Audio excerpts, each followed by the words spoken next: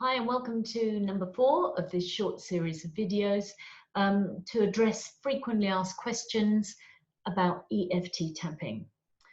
I'm Jenny Clift, I'm a violinist and an EFT coach, and I'm on a mission to get EFT out to as many musicians and stage performers as I can. So in this 4th video, I want to address something very important, and a question I get asked a lot: is EFT a real thing? Does it actually work? And is there any science behind it? Well, back in the day when it was invented or discovered in the 1990s, it was very much anecdotal. There was people starting to use it, getting results from it, telling other people about it, and it was very much, stories of how it worked for me, what it did for me, and this. But as time's gone, and in an attempt to get it legitimized and even approved to be used as a treatment in what they call clinical EFT, there have been hundreds of studies done.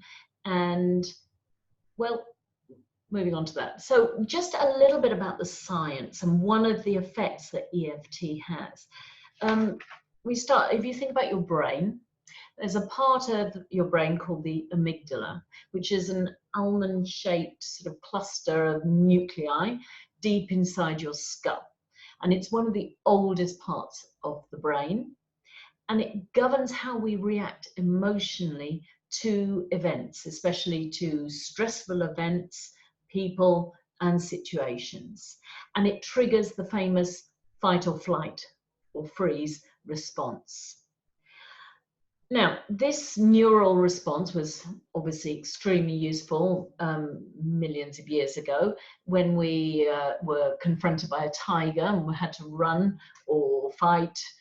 But nowadays, it tends to get stimulated too much, too often, to the extent that many people are pretty much permanently in a state of fight or flight.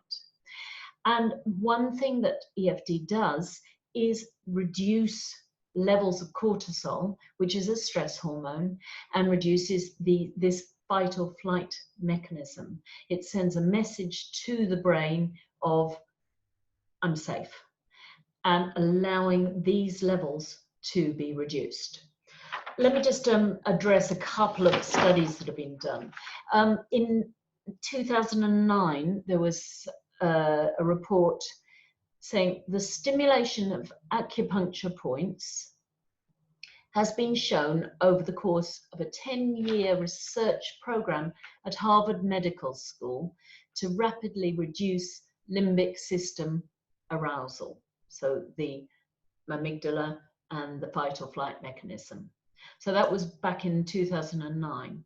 In just last year, in 2019, there was a report published, and there are several doctors who are very interested in clinical EFT and getting this legitimized, especially for use around PTSD, so post-traumatic stress disorder, and having it to be used as a treatment. And we have Dr. Dawson Church, who was in one of the certifications I did was with him, and Dr. David Feinstein, Dr. Peter Stapleton. So these are all PhDs. They're Western doctors, but interested in these kind of alternative techniques. And a study done by Dr. Dawson Church, and a clinical study, so they had a group of people having EFT, a group of people with talk therapy, traditional, just talking, and then a control group of people with no treatment of any kind. And this study, done under scientific conditions, showed that cortisol, this stress hormone, was reduced by as much as about 37%. And this, at first, apparently, this is impossible, but this is the kind of studies are coming out that's showing that it does have a direct effect on the stress hormone. Since then, it has been just recently approved by the American Veterans Association for use as with veterans for suffering from PTSD, and it is now in the States. It's a credit. You can actually have credits for studying EFT and studying these techniques. So I'll put a couple of links down below of where you can see all these different research papers if you're interested in looking more.